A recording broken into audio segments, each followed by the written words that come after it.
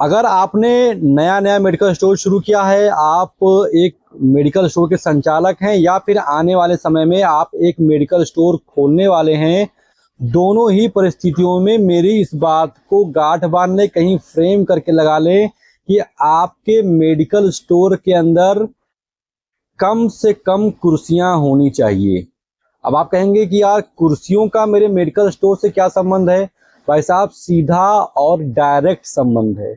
मुझसे किसी मेरे बहुत सीनियर इंसान ने कहा था कि मेडिकल स्टोर में कुर्सियां कम से कम रखना, क्योंकि अगर आप कुर्सियां कम रखोगे तो अनावश्यक लोग आपके दुकान पर आकर के बैठेंगे नहीं और आपका नुकसान नहीं होगा।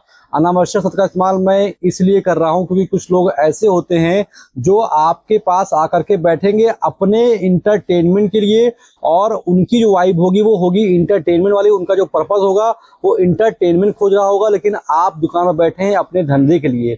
तो आपका इंटेंशन धंधा करना है, थोड़ा सा सीरियस है, और उनका इंटेंशन है मौज मस्ती करना, क्योंकि वो आपके पास आए हैं समय काटने के लिए, मौज मस्ती करने के लिए।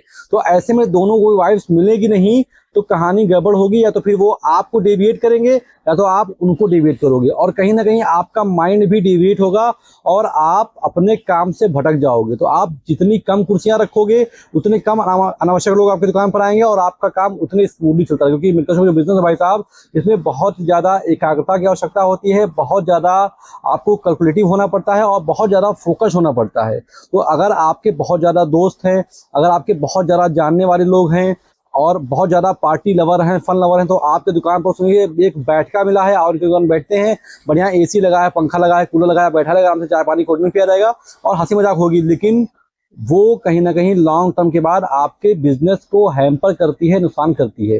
तो भाई साहब, अगर आपके दोस्त ऐसे हैं जो वर्किंग टाइम में आपसे मिलना चाहते हैं सिर्फ इसीलिए कि उनका टाइम पास हो जाए आपके दुकान में बैठ करके, तो ऐसे लोगों के लिए आप कुर्सियां ना रखें तो आपके लिए ज़्यादा फायदेमंद होगा। क्योंकि दो समस्याएं हैं, अगर वो इंटरटेनमेंट करने के लिए आए हैं, अगर वो मौज मस्ती करने के लिए आए हैं और उस समय कोई कस्टमर आपका आता है, तो वो जिस तरीके से आपको अपने कस्टमर को अटेंड करना चाहिए था, जिस इंटेंस के साथ में आप वो नहीं कर पाओगे और आपका कस्टमर कहीं ना कहीं नाराज होगा। और मान लीजिए जो आपके दोस्त यार आपकी दुकान में बैठे हुए हैं, उनकी नज़र गड़बड़ है, वो सीटी आवाज़ टाइप के हैं, वो थोड़ा सा विचित्र प्राणियों में से आते हैं, तो आपके कस्टमर को भी कहीं ना कहीं दिक्कत होगी। तो इस तरीके से अगर ये चीज़ें लॉन्ग टर्म में चलती रहेंगी तो लोग आपके दुकान पर आना अवॉइड करेंगे। भैया उनकी दुकान में मत जाओ, उनकी दुकान पर 10 लोग हमेशा बैठे रहते हैं। तो ऐसे में थोड़ा सा समय जब बीतेगा तो आपके दुकान का इमेज डाउन होगा, और जहां एक बार मार्केट में आपकी इमेज गिरी, आप कब गिर जाओगे आप जान भी नहीं पाओगे। तो भाई साहब, मेडिकल स्टोर पर बहुत लिमिटेड लोगों की एंट्री रखें, ऐसे लोगों की एंट्री रखें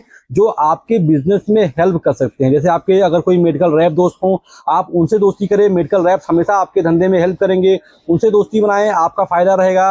लेकिन जो अदर लोग होते हैं जिनका पर्पस सिर्फ और सिर्फ टाइम पास करना होता है, मौज मस्ती करना होता है, उन लोगों के लिए अपनी दुकान पर कुर्सियां ना रखें मेरे भाई। आशा करता हूं जो बात मैं आपको समझाना चाहता था वो बात आप तक क्लियरली डायरेक्टली मैंने पहुंचा दी हो। इसके अलावा एक चीज़ आपको और बतानी है कि अगर आप एक मेडिकल स्टोर खोलने वाले हैं, अभी आप पढ़ाई लिखाई कर रहे हैं, कहीं नौकरी कर रहे हैं, आपको मेडिकल स्टोर खोलना है, लेकिन उसके विषय में आपको कोई नॉलेज नहीं है, तो अब परेशान होने की आवश्यकता नहीं है। ऐसे लोगों के लिए मैंने एक कोर्स लॉन्च कर दिया है, इसका नाम है शिवनीता मेडिकल स्टोर कोर्स। इस कोर्स में मैं आपको बताता हूँ कि एक मेडिकल स्टोर खोलने के लिए आखिर कौन कौन से डॉक्यूमेंट्स लगते हैं, ड्रग लाइसेंस कैसे बनता है, मेडिकल स्टोर आप खोलने वाले हैं तो आखिर कौन कौन सी दवाइयां ला करके पहली बार अपने मेडिकल स्टोर में रख लें। बहुत बड़ा हेडक होता है। मैंने इस कोर्स में बाकायदा 300-400 दवाओं की लिस्ट दे रखी है कि आप ये दवा खरीदिए, मेडिकल स्टोर शुरू कीजिए। इसके अलावा डॉक्टर साहब का पर्चा कैसे पढ़ते हैं, बहुत बड़ा हेडक होता है। मैंने इसको बताया आपको कि डॉक्टर का पर्चा कैसे पढ़ते हैं, शेड्यूल H1 नार्कोटिक रजिस्टर कैसे मेंटेन किया जाता है, दवाओं को रखने का प्रॉपर तरीका क्या होता है, रैक काउंटर कैसे बनता है, क्या खर्चा क्या लागत आता है, क्या बारीक चीजें होती है देखने के लिए, सारी चीजें मैंने बड़ी आसान भाषा में, आसान शब्दों में आपके लिए इस कोर्स में प्रोवाइड करा दी है। तो अब अगर आपको मेडिकल स्टोर खोलना है तो ये बहुत गजब का कोर्स आपको हेल्प करने वाला है। करना सिर्फ इतना है कि आप प्ले स्टोर पे जाइए, वहां पर टाइप कीजिए शिवनीता SHIVNITA, यहाँ पर आपको मेरा लोगो दिखाई देगा, इसको डाउनलोड कीजिए, लॉगिन कीजिए, परचेज कीजिए और एक सिंगल क्लिक में सारी जानकारियां अपने घर बैठे आप पा जाएंगे। इस कोर्स का लिंक मैंने डिस्क्रिप्शन में भी दे रखा है और कमेंट बॉक्स में पिन भी कर दूंगा। फिलहाल अभी तक मेरे साथ इतने धैर्य से बने रहने के लिए आप सभी का बहुत बहुत शुक्रिया। अगर आप मेडिकल स्टोर वाले भाई हैं या फिर खोलने वाले हैं तो ये चैनल आपका है, इसको सब्सक्राइब भी कर दीजिएगा भाई।